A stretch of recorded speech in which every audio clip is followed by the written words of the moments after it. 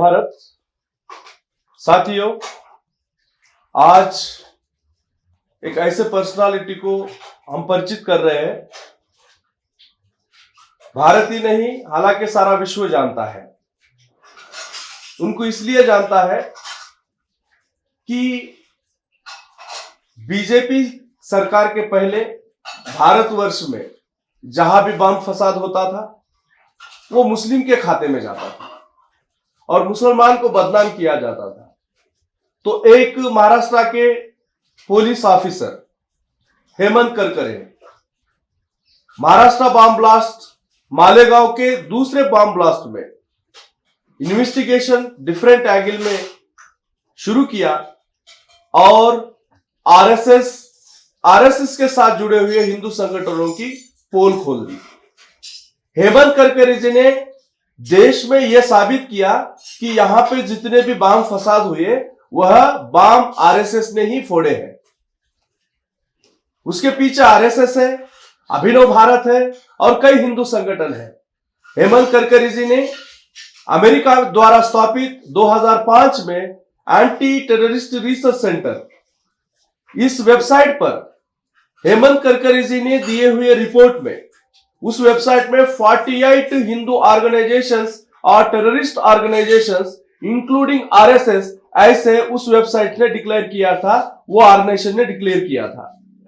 उस ऑफिसर को pre planned यहां पे 26 नवंबर में बॉम्बे में होने वाले एक हादसे में, टेररिस्ट अटैक में उस ऑफिसर की हत्या हुई। तो सारा देश टेररिस्ट अटैक में हेमंत करकरे ऑफिसर ये अमर हो गए, यहां तक ही जानता था। जब बॉम्बे से retired IGP, inspector general of police, Maharashtra के इंस्पेक्टर जनरल ऑफ पुलिस, उन्होंने करकरे की हत्या की पोल खोल दी। वो टेररिस्ट अटैक में नहीं मरे थे, आरएसएस का वो दूसरा षड्यंत्र था, एक पैरेलल अटैक हुआ। वो पैरेलल अटैक में आरएसएस ने ही हेमंत करकरे को मारा, ऐसे साबित करते हुए उन्होंने हु किल्ड करकरे किताब लिखी और वो किताब सारे विश्व में आज पहुंच चुकी है। उसके बाद उन ऑफिसर ने और एक कोशिश की, ब्राह्मणिस्ट बॉम्ब्ड मुस्लिम्स हैंग्ड। यह भी बहुत प्रामाणिक और रिसर्च किताब है। इसमें जहां तक यहां पे बम फसाद हुए, कैसे मुस्लिम को हैंग किया गया, मुस्लिम को कैसे फंसाया गया, मुस्लिम पे कैसे द्वेष भावना निर्माण की, यह सारी की सारी पोल इस किताब में सर ने खोली है। और तीसरा किताब है आरएसएस देश का सबसे बड़ा आतंकवादी संगठन। आरएसएस देश में सबसे बड़ा आतंकवादी संगठन, भारतवर्ष में सबसे ज्यादा बिकने वाला किताब के लिस्ट में आज ये है। हालांकि ब्राह्मणिकल फोर्सेस ने अमेजन जैसे वेबसाइट से इसको दूर करने की कोशिश की, वहां पे वो कामयाब रहे, फिर भी यह किताब को रोक नहीं पाए।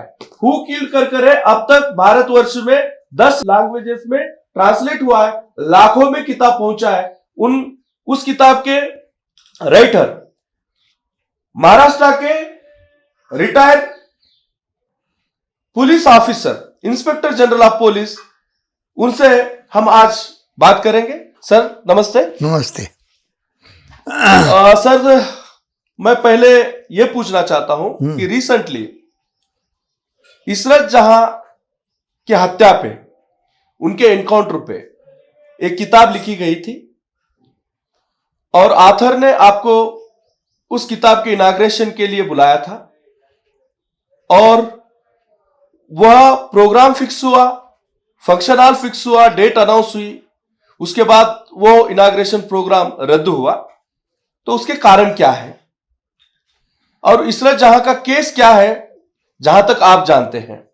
ये जो प्रोग्राम था जी, बुक रिलीज का जी, ये 24 जनवरी में था।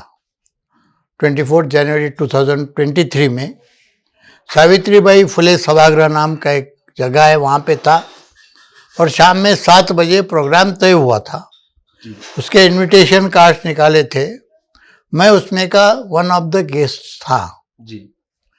लेकिन एक दिन पहले पुलिस ने उस पर रोक लगाई, जी ये कह के कि ये किताब उर्दू में है, उसमें क्या है हमें पता नहीं है। तो जब तक हम पढ़ के हम ये विश्वास नहीं करते कि ये इसमें कुछ ऑब्जेक्शनेबल नहीं है, हम किताब का इनॉग्रेशन या पब्लिकेशन नहीं होने देंगे, ऐसा बताया। लेकिन मुझे ये सच नहीं लगा। जी इसका सच कारण मुझे ये लगता है कि जब इनको पता चला कि एस.एम. मुशर्रफ इसमें एक गेस्ट है, यानी मैं गेस्ट हूँ, जी तो उनको लगा होगा ये आईबी की चाल है। आईबी को लगा होगा कि मुशर्रफ को इशरत जहाँ केस की पूरी जानकारी है जी और इस केस में आईबी के अधिकारी जी शामिल हैं या वही मेन कॉन्स्पिरेटर है, उनको पता है, तो ये बात वो यहाँ सामने लाएंगे और उस बात के साथ आईबी के बाकी के भी जो करतूतें हैं जी कि जो 26/11 में आईबी ने किया या बाकी बम धमाके में आईबी का रोल है, वो भी वहाँ लाएंगे। ये डर उन्हें लगा होगा, इसलिए आईबी ने ही यहाँ के पुलिस चीफ पर प्रेशर ला के ये रोका होगा, ऐसा मेरा कहना है। हमने सुना है आईबी एस.एम. मुशर्रफ साहब को बहुत डरती है, उसके कारण क्या है सर? उसके कारण ये हैं कि मैंने पहली बार 26/11 इस किताब द्वारा जी ये जनता के सामने लाया कि 26/11 में पाकिस्तान के एलईटी का अटैक होने वाला था, इसकी आईबी को पूरी जानकारी थी। यहाँ तक कि उसके अक्षांश रेखांश, जिसे लॉन्गिट्यूड लैटिट्यूड बोलते हैं, वो जो शिप से वो अतिरेकी आ रहे थे, वो भी उनको मालूम था।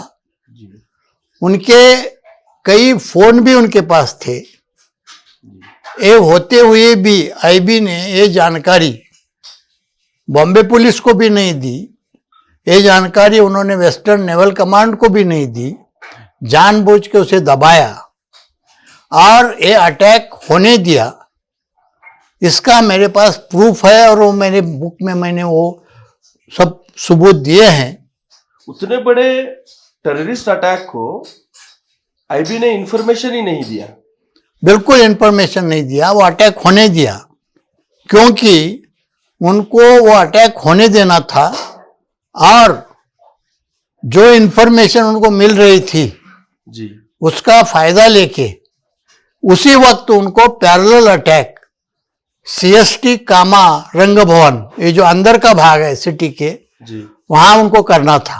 जी ये एलईटी के जो पाकिस्तान के अतिरेकी आ रहे थे, जी उनका उद्देश्य सिर्फ ताज ओबेरॉय 2 होटल और एक जू का एक सेंटर है, जी उनका ही उतना ही टारगेट था। इधर आने का उनका कुछ टारगेट नहीं था। तो ये जो दूसरा अटैक किया, जी ये आईबी, अभिनव भारत और आरएसएस इन्होंने मिलके किया और उनका उद्देश्य वहाँ करकरे को मारना था और दुनिया को ये दिखाना था कि पाकिस्तान ने के अटैक में वो मारा गया। तो इसलिए उन्होंने ये किया। ये आईबी की साजिश थी। ये आईबी की साजिश थी। इसकी ये साजिश की कोई खबर भारत सरकार के पास नहीं थी। अभी आईबी का मतलब ही भारत सरकार, उन्होंने शासन को, जो उस वक्त प्राइम मिनिस्टर थे या होम मिनिस्टर थे, उनको उन्होंने दी नहीं होगी। इस अगर वो दी होती तो वो ऐसा नहीं होने देते। जब आईबी डिसाइड करता है कि हेमंत करकरे जी को ये करना है, और आईबी के साथ फिर ये आरएसएस और अभिनव भारत ये संगठन कैसे जुड़े हैं? क्या आईबी और अभिनव भारत आरएसएस एक है? देखो, आईबी ये पूरी तरह से ब्राह्मण्यवादी संगठन है। पूरी तरह आईबी का जो एस्टेब्लिश हो गई वो 1887 में हो गई, जी जब ब्रिटिश काल में हो गई। जी वो भी कैसा हुआ, वहां के रानी ने एक टेलीग्राम भेज के जी इसका निर्माण किया जी और तब से चली आ रही है। बाद में भारत स्वतंत्र हो गया, जी अपना संविधान आ गया। ये आने के बाद भी इसका पुनर्गठन नहीं हुआ। बाकी जो ऑर्गेनाइजेशन से सीबीआई थी, बीएसएफ था, सीआईएसएफ था, इतना ही नहीं तो अपनी लोकसभा, राज्यसभा, ये सब इसके दायरे में आते हैं जी अपने संविधान के, और संविधान के मुताबिक उनका गठन हो गया।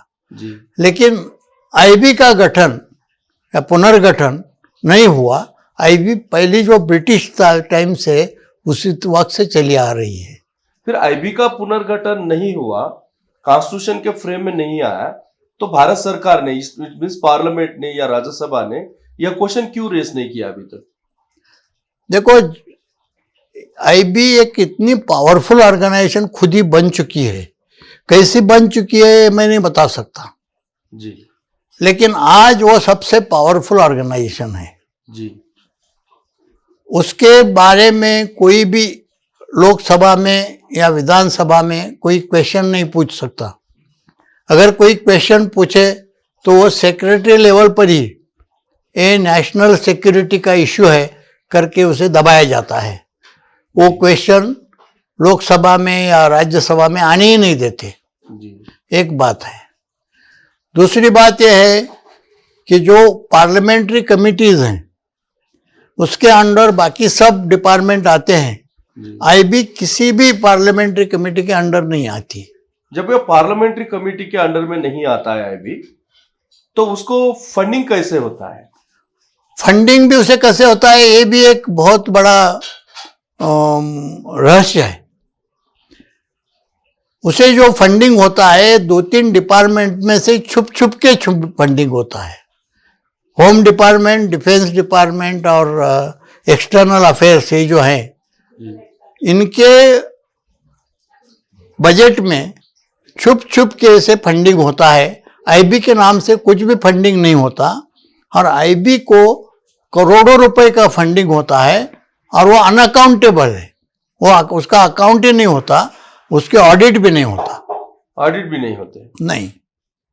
तो फिर अभी हेमंत करकरे जी के हादसे में आईबी इन्वॉल्व था, तो एज ए पुलिस ऑफिसर आप उसे कैसे प्रूव कर सके कि वो पैरेलल और एक अटैक है? सारा तो देश ये जानता था कि पाकिस्तान के टेररिस्ट हादसे में हेमंत करकरे की मौत हुई।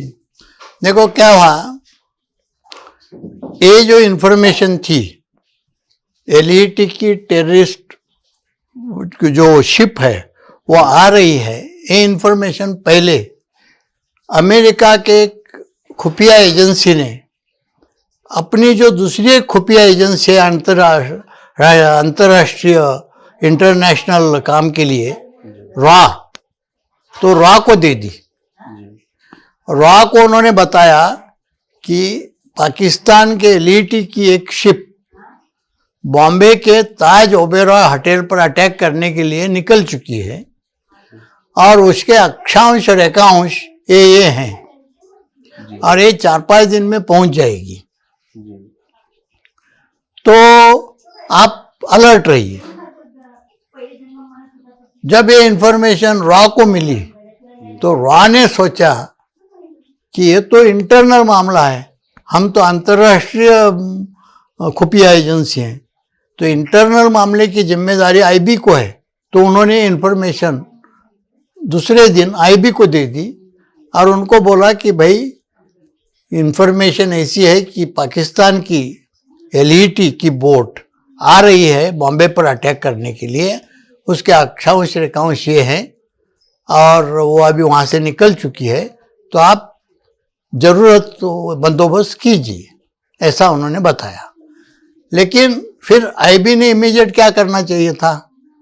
भारत सरकार को बताना है? नहीं, बॉम्बे पुलिस को तो बताना चाहिए था, कम से कम बॉम्बे पुलिस को। और वेस्टर्न नेवल कमांड के जिसके पानी में से वो बोट आने वाली थी। उस वक्त आप कहाँ पे पोस्टिंग में थे? मैं कहीं था, मैं रिटायर था। जब रिटायर हुए तो उन्होंने दोनों को भी नहीं बताई, ये अटैक होने दिया। लेकिन इनको जो इन्फॉर्मेशन मिलती थी वो टेलीफोन से और उनके वो अमेरिकन एजेंसी से, वो इन्फॉर्मेशन वो अभिनव भारत और आरएसएस के लोगों को बताते थे और उनको बोलते थे कि ये आ रही है, अपना तो अभी डिसीजन हुआ है करकरे को मारने का, क्यों करकरे वो 2008 मालेगांव में ये ब्राह्मणवादियों का जो और आरएसएस का जो ये था कॉन्स्पिरेसी थी, उसे वो खुला कर रहे थे, तो उनको मारना था, तो इसलिए उनको पैरेलल अटैक करना था। तो वो इन्फॉर्मेशन जो भी मिलती थी वो उन्होंने इनको दे दी और उनको बोलो आप सीएसटी कामा रंग भवन में पैरेलल अटैक उसी वक्त शुरू करो कि जिस वक्त यह अटैक होता है, हम तुम्हें इन्फॉर्मेशन देंगे। और उसी मुताबिक वो अटैक हो गया और उसमें करकरे को भेजा गया और वहाँ उनको मार डाला। अभी ये लोग वो नहीं थे, इसके बहुत से प्रूफ हैं। पहला प्रूफ ये है कि ये जो टेररिस्ट थे ये अपने जो हैंडलर्स थे पाकिस्तान के, उनसे मोबाइल पे बात करते थे और ये मोबाइल की जो कॉन्वर्सेशन है ये आईबी रिकॉर्ड करती थी। तो ऐसे 284 रिकॉर्ड्स हो गए उनके टेलीफोन। तो ये 284 में सभी रिकॉर्ड्स जो इधर ताज ओबेरॉय और नरीमन हाउस यहाँ जो अतिरेकी मारे गए उनके ही सब कॉन्वर्सेशन हो गए। उधर के जो अतिरेकी जो थे उनका एक भी कॉन्वर्सेशन नहीं हुआ 284 में। ये एक बात है। दूसरी बात यह है कि इनके चार्जशीट में आया है कि उनके पास 5 मोबाइल थे, नोकिया मोबाइल्स,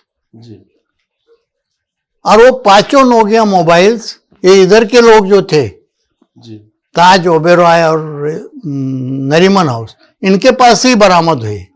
उधर के लोगों पास से एक भी नहीं बरामद हुआ। हो गया। तीसरी बात, जो कामा में जो अतिरेकी थे वो फ्लुएंट मराठी बोलते थे। ये बात वहां के वॉचमैन ने कुछ वार्ताहरों को बोली। जब ये बात पता चली तो फिर एक सीनियर आईएएस ऑफिसर जो उस वक्त हेल्थ मिनिस्टर थे, भूषण गगरानी, उन्होंने जाके उनसे पूछताछ की और वो लोगों ने बोला कि ये अतिरेकी मराठी ही बात करते थे। तो ये बात उन्होंने टाइम्स ऑफ इंडिया को बता दी और टाइम्स ऑफ इंडिया में भी वो बात आ गई। मुझे लगता है 30 नवंबर के टाइम्स में आई है वो। तो ऐसी बहुत से बातें हैं कि जिससे पता चलता है कि उनका, और जो करकरे को गोलियां लगी, वो जो गोलियां हैं जो अतिरेकी बोलते थे, वो उनके पास से जो 2 राइफल बरामद किए, करकरे के बॉडी में जो गोली मिली वो उनके दोनों भी राइफल से मैच नहीं होती। तो ऐसे बहुत दोनों भी मैच नहीं होती। जो 2 अतिरेकी वो बताते हैं उनके पास से 2 राइफल लिए तो उनके गोलियों से करकरे की गोली मैच नहीं होती। तो ऐसी बहुत सारी चीजें हैं से उसे पता चलता है कि वो अतिरेकी पाकिस्तानी अतिरेकी थे ही नहीं, वो अलग ही अतिरेकी थे। वो लोकल अभिनव भारत के अतिरेकी थे और जानबूझ के आईबी ने वो पैरेलल अटैक करवाया था। आईबी ने करवाया, अभिनव भारत आरएसएस ने किया, बस यही।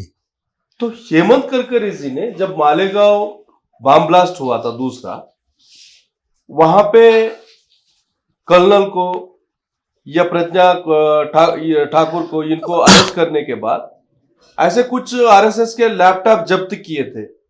अभी तक ब्लास्टर्स जहां जहां हुए वो कैसे हुए, अभी आगे क्या करने वाले हैं, ये प्लानिंग्स, ये सब लैपटॉप में वो कोई इंफॉर्मेशन था। उनकी हत्या के बाद क्या वो अभी है डिपार्टमेंट के पास? है। क्या है, ये सब जो लैपटॉप हैं, पहले तो मैं आपको शुरू से थोड़ी सी कहानी ये बताता हूं कि करकरे के पहले जो बम ब्लास्ट होते थे उनका इन्वेस्टिगेशन कैसा होता था। करकरे के पहले जो बॉम्ब ब्लास्ट होते थे, ये अभिनव भारत, आरएसएस, ये लोग मिलके करते थे और कुछ और संगठन थे। लेकिन ये बॉम्ब ब्लास्ट होने के बाद इमीडिएटली जिस दिन ये बॉम्ब ब्लास्ट होते थे उसी दिन आईबी अपना इनपुट देती थी कि ये मुस्लिम ऑर्गेनाइजेशन ने किए, उनके नाम भी देती थी क्लियरली। के पहले करकरे के पहले जो बॉम्ब ब्लास्ट होते थे वो क्या होता था वो मैं बता रहा था जी। तो उसके पहले जब भी बॉम्ब ब्लास्ट होते थे तो ये सब बॉम्ब ब्लास्ट अभिनव भारत, आरएसएस और भी कुछ ब्राह्मणवादी संगठन है ये करते थे। लेकिन जिस दिन बॉम्ब ब्लास्ट होता था तब आईबी जो इनपुट देती थी वो इनपुट मुस्लिम ऑर्गेनाइजेशन के नाम पे देती थी जी। और ये हर एक स्टेट में जो तो एंटी टेररिज्म स्क्वाड है उनको प्रेशराइज लेके करके उनको कुछ मुस्लिम लोगों को अरेस्ट करके उनके नाम उनके खिलाफ चार्जशीट भेजने लगाती थी और उसे बहुत बड़ी पब्लिसिटी दी जाती थी जी। ये कब तक चला था? जब तक करकरे नहीं आए थे जी। करकरे जून 2008 में उन्होंने एटीएस का चार्ज लिया और सितंबर 2008 में ये मालेगांव का दूसरा ब्लास्ट हो गया जी।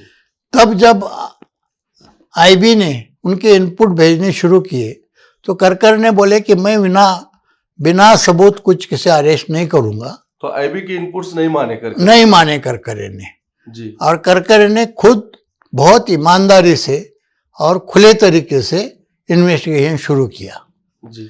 और उसमें उन्होंने जब वो ऑन द स्पॉट का मुआयना ये किया, इंस्पेक्शन किया तो वहाँ उनको एक मोटरसाइकिल मिली जी। और वो मोटरसाइकिल पर ही ब्लास्ट ये आरडीएक्स लदाए थे। तो उन्होंने उसका जब इन्वेस्टिगेशन शुरू किया तो वो मोटरसाइकिल साध्वी प्रज्ञा सिंह की थी ऐसा निकल आया। तो उन्हें साध्वी प्रज्ञा सिंह की मोटरसाइकिल थी तो उसने प्रज्ञा सिंह को पहले अरेस्ट किया जी। उसे अरेस्ट करके उसका इंट्रोगेशन करते उन्होंने बाकी लोगों के नाम बताए जी। फिर लेफ्टिनेंट कर्नल पुरोहित जी। मेजर उपाध्याय, दूसरा वो कौन शंकराचार्य हैं, दयानंद पांडे जी। समीर कुलकर्णी, ऐसे सब लोगों के नाम उसमें आने लगे। ऐसे 11 लोगों को उन्होंने अरेस्ट की। तो ये देखेंगे तो इसमें सब ब्राह्मण लोग ज्यादा हैं और टोटल ब्राह्मणी लोग, एक साध्वी प्रज्ञा ठाकुर छोड़ के सब ब्राह्मण जी। तो ये सब लोगों को अरेस्ट किया और उनसे वो जो आप अभी बता रहे थे जी। उनसे लैपटॉप बरामद किए। तो लैपटॉप में तो उनको पूरा हिंदू राष्ट्र का यही मिल गया, रोड मैप ही मिल गया, हिंदू राष्ट्र का रोड मैप पूरा। तो हेमंत करकरे जी भी खुद ब्राह्मण थे? हेमंत करकरे ब्राह्मण थे, वो ब्राह्मणवादी नहीं थे। ब्राह्मण थे, ब्राह्मणवादी नहीं थे। हाँ, तो ब्राह्मण अलग है, ब्राह्मणवाद अलग है। तो लैपटॉप में पूरा का पूरा हिंदू राष्ट्र का रोड मैप था। तो उसमें अभिनव भारत की भी पूरी जानकारी थी और उन्होंने देश भर में जितने भी मीटिंग्स लिए थे वो मीटिंग्स के ऑडियो और वीडियो रिकॉर्डिंग थी लैपटॉप में। तो उसमें के वो करकरे जब देखते थे ऑडियो और वीडियो कुछ देख रहे थे और जो भी उसमें दिखते थे उनको अरेस्ट कराते थे या उनको कम से कम पूछताछ करते थे जी। तो इनको लगा कि अगर ये करकरे इसके जड़ में जाने लगे जी। तो हमारा पूरा ब्राह्मण्यवाद का जो इमला इतना बड़ा खड़ा हो गया किया है देशभक्ति का ब्राह्मणवाद के, वो सब गिर जाएगा, खत्म हो जाएगा। इसलिए उन्होंने करकरे को मारने की साजिश की। वो रीजन था करकरे की? हाँ, हत्या करने, टेररिस्ट के अटैक के टाइम में एक पैरेलल अटैक करके मारने का। इसलिए इतना अगर नहीं होता तो ये ब्राह्मण्यवाद का इतना बड़ी जो साजिश थी, ये साजिश आज की नहीं थी, सैकड़ों साल की साजिश थी, वो सब बाहर निकल आती। जी। और जितने भी ब्राह्मण्यवादी देश भर में हैं वो सब एक्सपोज हो जाते हैं। जी। तो तो अभी क्या वो डिपार्टमेंट के तरफ से वो लैपटॉप से इंफॉर्मेशन फिर से निकाल कर उनका पोल फिर बाहर नहीं ला कर जा सकते हैं? सकता है ना, कर देखो करकरे ने अभी ये सब लैपटॉप अभी कोर्ट के पास है, उनके शब्दांकन भी कोर्ट के पास है। जी। तो ये तो बाहर प्रचार ऐसा कर रहे हैं कि हमारे खिलाफ कुछ एविडेंस नहीं है, इनके खिलाफ तो साइंटिफिक पुख्ता एविडेंस है। सबसे बड़ा एविडेंस ये लैपटॉप है कि जिसमें इन्होंने खुद का ही रिकॉर्डिंग खुद किया है और उसमें वो खुद ही साजिश जो कर रहे हैं वो सब है उसमें। तो इससे बड़ा एविडेंस क्या हो सकता है? क्या वो शायद वो एविडेंस वो मिटा सकते हैं? देखो कोर्ट से वो एविडेंस अभी तक भारत में बहुत से ऐसे कुछ एविडेंस वो लोगों ने गायब किए हैं, तो शायद ये भी हो सकते हैं। नहीं, अभी वैसा हुआ तो फिर तो बहुत बड़ी बात है, फिर तो देश में कुछ रहा ही नहीं ऐसा होगा। लेकिन वैसा नहीं होगा, बिकॉज जहाँ तक मेरा ख्याल है वो लैपटॉप का क्या हुआ मुझे पता नहीं, लेकिन उनका जो शब्दांकन है वो तो कोर्ट के पास है, ऐसा मुझे यकीन है। अगर वो लैपटॉप भी चले गए तो वो शब्दांकन ये सेकेंडरी एविडेंस करके कोर्ट तो को मानना इतने पड़ेगा। बड़े बॉम्ब ब्लास्ट में, इतने बड़े साजिश में, देश को पूरा डिस्ट्रॉय करने के साजिश में ये साध्वी प्रज्ञा दिखती है और वहां मिलती है एज ए टेररिस्ट। फिर बीजेपी सरकार साध्वी प्रज्ञा को टिकट देकर मेंबर ऑफ पार्लियामेंट चुन के लाने के लिए असल बीजेपी का षड्यंत्र क्या है इसमें? नहीं, बीजेपी क्या है, बीजेपी को उनको सपोर्ट ही करे। बीजेपी ये ब्राह्मण्यवादी ऑर्गेनाइजेशन है, तो ब्राह्मण्यवाद को बढ़ावा देने के लिए जी वो जो भी करना है वो करती है। तो उनका जो बदनामी हुई है उनकी, उसे बचाने के लिए ये बीजेपी का षड्यंत्र है। बस उससे बचने के लिए हाँ, उसको एमपी बनाया। एमपी बनाया है। अभी हम पहले शुरू किए थे वो बात तो वैसे ही डिविएट हो गई। इशरत जहां के एनकाउंटर में भी आईबी का हाथ है। हाँ, इशरत जहां के एनकाउंटर में ये तो केस ऐसी है कि इशरत जहां और उसके 3 साथी जी ये गुजरात गए थे।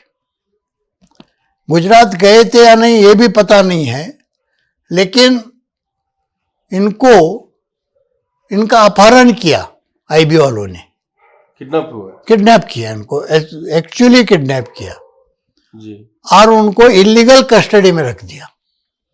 जी हाँ, और फिर उन्होंने बाकी की साजिश रची। जी उनको एक पिक्चर ऐसा दिखाना था कि ये टेररिस्ट उस वक्त के जो सीएम थे नरेंद्र मोदी, गुजरात के सीएम थे, तो उनको मारने की एक पाकिस्तान की एलिट की साजिश है और उसमें कुछ इंडिया के लेडीज भी टेररिस्ट बन चुके हैं। ये पिक्चर उनको दिखाना था, इसलिए इशरत जहां और उसके 3 साथियों को उन्होंने पकड़ा। उसमें के एक साथी को उन्होंने अप्रैल में ही पकड़ डाला, अपहरण किया, उसका किडनैप किया, उसे एक फार्म हाउस पे रखा। मई महीने में दूसरे एक को पकड़ डाला, उसे एक फार्म हाउस में रखा। और इशरत जहां और उसका एक फ्रेंड था, क्या उसका शेख नाम है, इनका अपहरण 12 जून को किया और उनको एक फार्म हाउस में रख दिया। और इन सब चारों लोगों का, और ये काम किसने किया कि राजेंद्र कुमार नाम का जो आईबी के एक जॉइंट डायरेक्टर शायद थे, आईजी रैंक के ऑफिसर होंगे, राजेंद्र कुमार, और राजेंद्र कुमार ने ये काम किया था। फिर उनको क्या किया, 14 जून 2004 को इन चारों को, ये राजेंद्र कुमार, दूसरा पीपी पांडे नाम के एक एडिशनल कमिश्नर थे अहमदाबाद के, वो, और वंजारा, वो आपको तो नाम बहुत फेमस है, वो एनकाउंटर स्पेशलिस्ट ही है वो, इन्होंने उनको इंट्रोगेट किया। और उसी वक्त 14 तारीख को ही ये डिसाइड किया कि इनको एनकाउंटर करना है। तो ये राजेंद्र कुमार जो थे, इन्होंने इनको बोला उनको एनकाउंटर करो, इन्होंने भी हाँ बोला।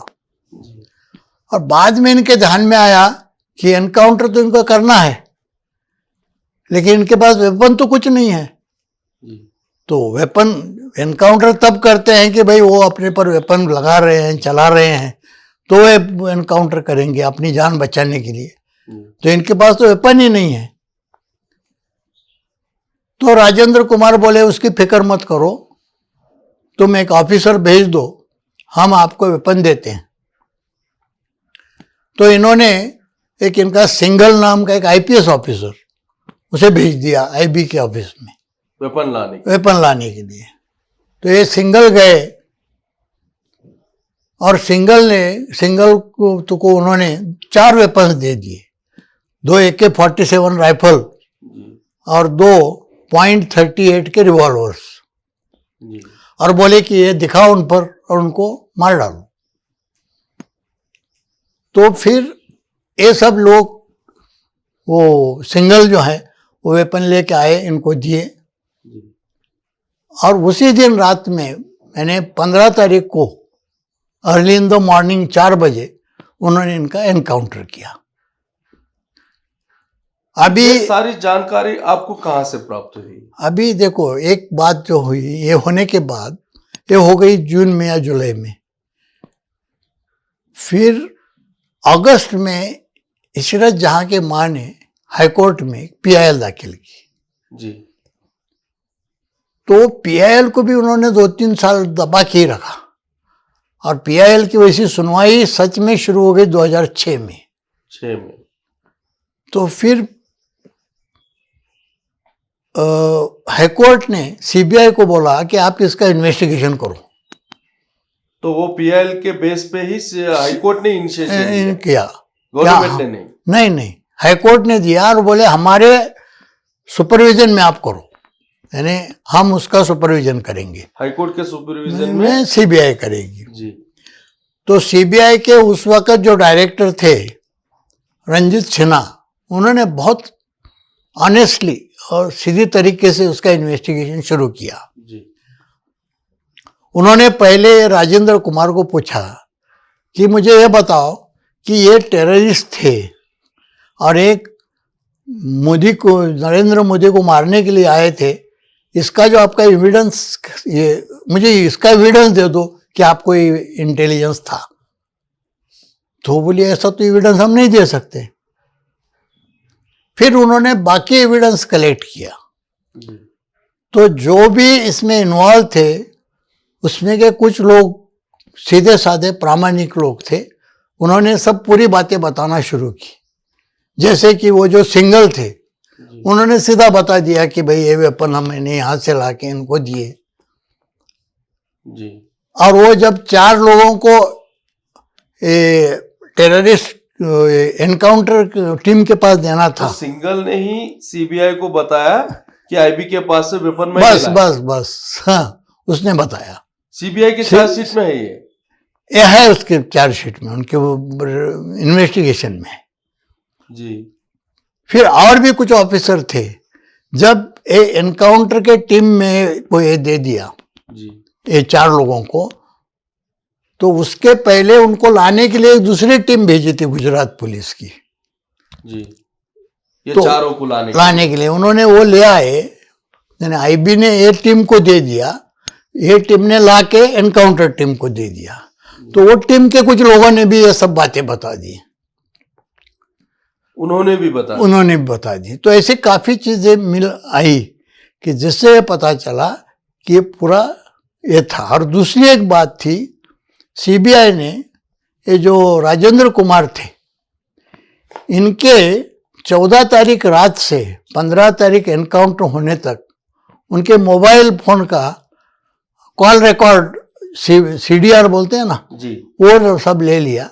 तो उससे पता चला कि ये कंटिन्यूअसली वो जो एनकाउंटर टीम के साथ कम्युनिकेशन में थे, ये भी रिकॉर्ड पे लाया गया है जी। तो ये सब रिकॉर्ड आने के बाद फिर IB ने पहला CBI ने पहला जो चार्जशीट भेजा जी। वो उसमें बाकी सब ऑफिसर के नाम डाले, एनकाउंटर टीम का डाला, बाकी लोग थे उनके डाले, लेकिन उसमें आईबी का नहीं डाला था, आईबी का डालने उनको डर लग रहा था थोड़ा, जी यानी तब से गवर्नमेंट का भी थोड़ा प्रेशर था कि भाई आईबी का जरा सोच के डालो।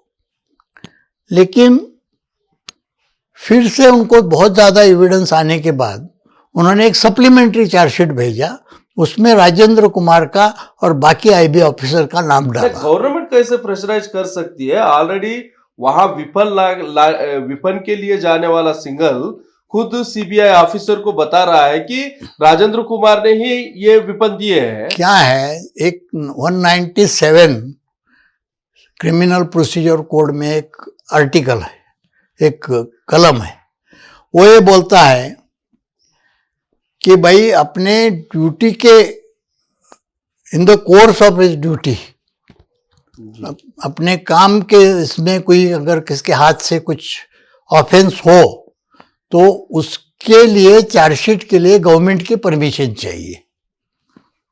हो हाँ, तो ऐसा एक आर्टिकल है, तो उसका फायदा लेके गवर्नमेंट बोल रही थी कि हमारी परमिशन लिए बिना तुम कुछ मत करो जी। तो फिर भी इन्होंने चार्जशीट में उनका नाम डाला और प्रोसिक्यूशन के लिए गवर्नमेंट को दूसरे चार्जशीट में डाला। जी पहले चार्जशीट में उन्होंने डाला नहीं, क्योंकि भाई गवर्नमेंट बोल रही है जब तक हमारा क्लियरेंस नहीं मिलता आप अरेस्ट मत करो, नाम मत डालो। जी लेकिन बाद में उन्होंने सोचा कि नाम तो डालेंगे लेकिन कोर्ट में भेजने के पहले गवर्नमेंट की परमिशन ले लेंगे, जी इसलिए उन्होंने दूसरे चार्जशीट में नाम डाला और गवर्नमेंट को रिपोर्ट भेजी कि इनको इनके खिलाफ चार्जशीट भेजने की हमें परमिशन दे दे। जी। लेकिन गवर्नमेंट ने, तब तक ये गवर्नमेंट बदल चुकी थी और ये प्रपोजल उनके पास 2015 में आया तो बीजेपी थी। हाँ, राजनाथ सिंह थे होम मिनिस्टर, उन्होंने उसे मना किया। राजनाथ सिंह जी ने मना किया। वो पूरा पेंडिंग हो गया। तो इसरे जहां का एक फेक एनकाउंटर। हाँ, तो उसमें ये आईबी के अधिकारियों को, आईबी के लोग, आईबी इतनी पावरफुल है कि उसके किसी भी आदमी के खिलाफ चार्जशीट कोई भेज ही नहीं सकता। अभी इतना बड़ा बॉम्बे अटैक का हो गया, उसमें प्रभाकर आलोक नाम का जो अधिकारी है कि जिसकी जिम्मेदारी थी कि ये सबको समझाए, उसने जानबूझ के दबाया, लेकिन उसके खिलाफ आज तक कुछ नहीं हुआ। इतना बड़ा पूरा अटैक जिसके वजह से हो गया जी। अभी इसमें ये राजेंद्र कुमार, इसने इतना बड़ी साजिश की, इसके खिलाफ कोई नहीं होगा। तो एक आईबी एक ऐसी ऑर्गेनाइजेशन बनी है कि उसके खिलाफ कोई कुछ कर ही नहीं सकता। अब क्या हम कह सकते हैं कि आज की आईबी और आरएसएस एक है? आरएसएस से आईबी पावरफुल है। तो उनके बीच रिलेशन, दोनों ब्राह्मणवादी हैं, ब्राह्मणवादी रिलेशन तो है ही है जी। पूरा मार्गदर्शन आरएसएस को आईबी देती है, पूरा प्रोटेक्शन आईबी को, आरएसएस को आईबी देती है। तो आरएसएस आईबी के डायरेक्शन से चलता है। और आरएसएस के जितने भी बुरे काम हैं जी, जितने भी वो कम्युनल पॉइजन फैलाते हैं, वो कुछ रिपोर्टिंग आईबी नहीं करती, वो उनको दबा रखती है जी, उल्टा उनका ग्लोरिफिकेशन करती है जी। अभी आप ये किताब लिखे, ब्राह्मणिस्ट बॉम्ब्ड मुस्लिम्स हैंग्ड, तो ये किताब तो बहुत वायरल हो चुकी है अभी तक, और ये किताब है आरएसएस देश का सबसे बड़ा आतंकवादी संगठन।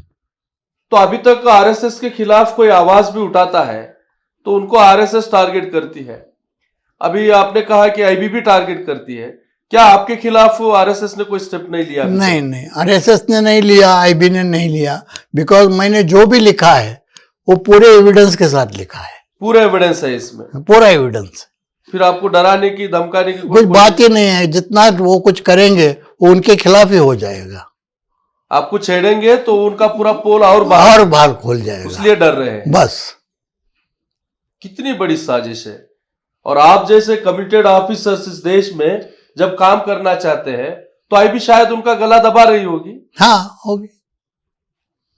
तो साथियों, आपको यह जानना है कि इस देश में जितने भी वाम फसाद हुए, आरएसएस और आरएसएस के को रिलेटेड ऑर्गेनाइजेशन हिंदू संगठन ने किया है।